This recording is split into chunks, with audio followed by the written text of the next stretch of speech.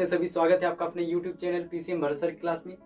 देखिए दोस्तों, आज आपको जो है पढ़ाया जाएगा मैथमेटिक्स, और मैथमेटिक्स जो ये 11th क्लास के लिए वीडियो बनाया जा रहा है। और आपका पहला चैप्टर स्टार्ट है जिसका नाम है समुच्चय। तो सबसे पहला चैप्टर स्टार्ट है जिसका नाम है समुच्चय, और समुच्चय में आज आपको बताया जाएगा कि समुच्चय कहते किसे, कैसे पहचानेंगे कि ये समुच्चय ही है। ध्यान से मिलाएगा सभी लोग। सबसे पहली चीज परिचय आपको बताएंगे आज, इंट्रोडक्शन। परिचय में पहली चीज ये है कि देखिए दोस्तों, समुच्चय की सबसे पहले जानकारी जो है किसको थी? जॉर्ज कैंटर को। समुच्चय के विषय में अगर किसी को सबसे पहले नॉलेज था तो किसको था? George canter. पहली पॉइंट यही है समुच्चय से रिलेटेड कि समुच्चय की जानकारी सबसे पहले किसको थी? जो है जॉर्ज कैंटर को। तो अगर आपसे एग्जाम में कोई पूछ दे कि जो है समुच्चय के जन्मदाता किसको मानते हैं, तो समुच्चय के जन्मदाता किसको मानते हैं? जॉर्ज कैंटर को। क्यों मानते हैं? क्योंकि इन्होंने ही जो है इसको प्रकाशित किया था। सबसे पहले जो है प्रकाशित करने वाले गणितज्ञ कौन थे? George canter. इसके बाद दूसरी चीज ये कि जो रिकार्ड, इसको रिकार्ड या रिचर्ड कहते हैं, रिचर्ड जो डेडेकाइंड नामक जो गणितज्ञ थे, इन्होंने ये बताया कि जो है समुच्चय जो आपने बनाया है बिल्कुल सही है। समुच्चय की जो उत्पत्ति हुई थी किसने किया था? जॉर्ज कैंटर ने। और इसकी जो सहमति किसने दी थी? रिचर्ड डेडेकाइंड जो गणितज्ञ थे, इन्होंने जो ये बताया, कहा था कि आपका जो रूल है वो काफी हद तक सही है, बहुत ही जो है हमारे लिए जो है उपयोगी है। तो ध्यान से सुनिएगा। इसके बाद तीसरे गणितज्ञ जिनका नाम था बर्ट्रैंड रसेल, इन्होंने जो है सबसे पहले काम किया कि इन्होंने कहा कि आपकी जो समुच्चय निर्माण विधि है उसमें काफी कमी है। ध्यान से सुनिएगा, तीनों पॉइंट को क्लियर करें। सबसे पहली चीज, समुच्चय की खोजकर्ता कौन माने जाते हैं? जॉर्ज कैंटर, इन्होंने प्रतिपादित किया था। दूसरी चीज ये कि जॉर्ज कैंटर की सबसे पहले सहमति किसने की थी? तो रिचर्ड डेडेकाइंड ने की थी। और इसके बाद जो है जो तीसरे बर्ट्रैंड और रसेल नाम के जो साइंटिस्ट, जो गणितज्ञ थे, उन्होंने, मैथमेटिशियन है, उन्होंने जो ये कहा कि समुच्चय के जो निर्माण करने की विधि उसमें काफी क्या है? अशुद्धियां हैं। तो असहमति किसने की थी? बर्ट्रैंड रसेल ने।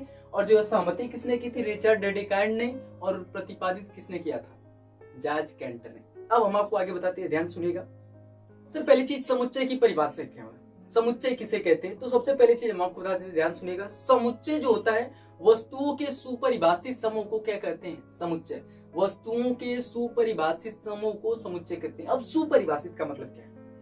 मतलब कोई ऐसी परिभाषा जिसमें सारी की सारी वस्तुएं आ जाए। ऐसी परिभाषाएं जिसमें सारी की सारी वस्तुएं आ जाए, उनको क्या कहते हैं? सुपरिभाषित। जैसे मान लीजिएगा, एक सेकंड एक ऐसा समूह होता है जिसमें 100 हर्ट्ज मिला होता है। एक सेकंड एक ऐसा समूह है जिसमें कितने हर्ट्ज मिले?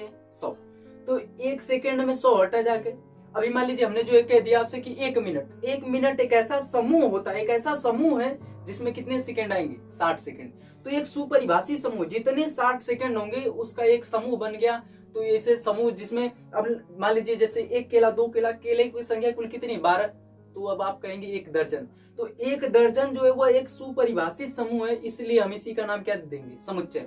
तो कहने का मतलब ये, अगर आपसे कोई ये क्वेश्चन कर दे कि सुपरिभाषित का मतलब क्या होगा, तो मतलब एक ही वर्ड से जिसमें सब आ जाए। अब मान लीजिए हमने जो कह दिया, हमने कह दिया एक साल। अब एक साल के अंतर्गत कितने मंथ आएंगे? 12 मंथ। तो वस्तुओं का सुपरिभाषित समूह क्या हो गया? 12 जो है एक साल, और उसमें एक एक अवयव उसका आ जाएगा कितना? जनवरी, फरवरी, मार्च, अप्रैल, मई, जून, जुलाई, अगस्त, सितंबर, अक्टूबर, नवंबर, दिसंबर, ये इसके जो है अवयव हो जाएंगे। तो कहने का मतलब ये हुआ कि जो समुच्चय होता है, समुच्चय को जो एक सुपरिभाषित समूह होता है, तो वस्तुओं के सुपरिभाषित समूह को जो है समुच्चय कहते हैं। और जो समुच्चय होता है उसको कैपिटल अक्षरों से प्रदर्शित करते हैं, अल्फाबेट के कैपिटल अक्षरों से प्रदर्शित करते हैं। मतलब उसको प्रदर्शित करने के लिए capital A, capital B, capital C, capital D आदि का इस्तेमाल करते हैं। तो समुच्चय को किस तरीके से प्रदर्शित करते हैं? Capital A B C D E F G H आदि जो है जेड तक आप इस्तेमाल कर सकते हैं, पहली चीज। दूसरी चीज, अगर समुच्चय के जो छोटे छोटे अवयव है, जैसे कहने का मतलब क्या है? जनवरी छोटा अवयव। अब जनवरी में भी क्या है? 1 तारीख, 2 तारीख, इस तरीके से डेट होते हैं। तो कहने का मतलब ये जो इसके अवयव है, इसको आप छोटे अक्षरों से प्रदर्शित करेंगे, स्मॉल ए, सी, स्मॉल डी, इस तरीके से आगे तक स्मॉल जेड तक। तो कहने का मतलब ये है कि जो समुच्चय होता है, समुच्चय को जो है कैपिटल अक्षरों से प्रदर्शित करते हैं, उसके अवयवों को स्मॉल लेटर के अक्षरों से प्रदर्शित करते हैं। और प्रदर्शित अवयव का प्रतीक इस तरीके से है, इसको एप्सिलॉन कहते हैं। इस प्रतीक को क्या कहते हैं? एप्सिलॉन। तो ये चीज ध्यान में रखिएगा। इसका अर्थ होता है, अगर मान लीजिए हमें ये कहना है कि जनवरी महीनों में कुल कितने दिन होते हैं, मान लीजिएगा जनवरी का जो मंथ है उसमें हमने आपको एक नाम दे दिया कि जनवरी के महीने में कुल 31 दिन होते हैं, दिनों की संख्या कुल कितनी है 31। तो आप लिखेंगे कि जनवरी में जो है, जनवरी का मतलब मान लीजिए हमने इसको बड़ा अवयव दे दिया जे, और ये जो है जनवरी का प्रतीक हो गया, तो 31 दिन होंगे। 31 बिलोंग करता है किससे, जे से। जनवरी में जो है, ध्यान से सुनिएगा, जनवरी में जो है कुल कितने दिन है 31 दिन, तो आप लिखेंगे 31 जो है एलिमेंट है किसका, जनवरी का। तो ये होता है इसको व्यक्त करने का तरीका।